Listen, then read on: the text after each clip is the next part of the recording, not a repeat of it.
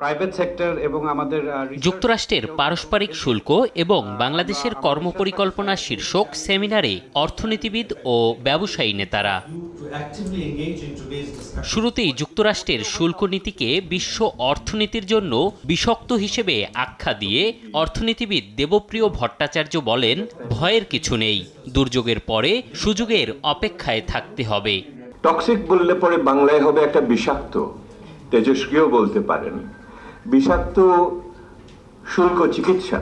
যখন কোনো ধরনের দুর্যোগ আসে, দুর্যোগকে সুযোগ হিসেবে দেখতে হবে। আমি মনে করি যে সমস্ত অনেক দিনের জমে থাকা সংস্কারের কথা আমরা বলে থাকি, এইগুলোকে করার এইটিই সুযোগ, এইটি উচিত সময়।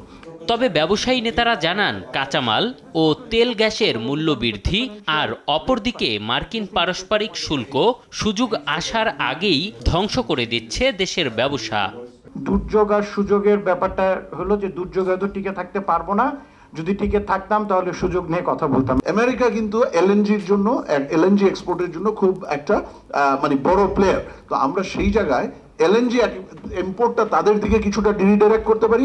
বাণিজ্য মন্ত্রণালয়ের সচিব মাহবুবুর রহমান জানান, রাষ্ট্রীয়ভাবে দফায় দফায় বৈঠক হয়েছে যুক্তরাষ্ট্রের সরকারের সঙ্গে। আরও কার্যকর পদক্ষেপ নিয়েও ভাবছেন তারা। এই প্রথম নেগোসিয়েশন রাউন্ডে এটাকে আমরা তুলব।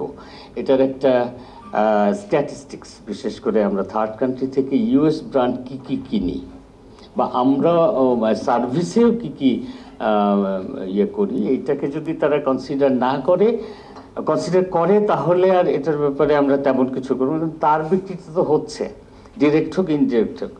মার্কিন প্রেসিডেন্ট ডোনাল্ড ট্রাম্প ক্ষমতা গ্রহণের পর বাংলাদেশি পণ্যের উপর 37% শুল্ক আরোপ করেন। দেশটি বাংলাদেশি তৈরি পোশাকের সবচেয়ে বড় ক্রেতা।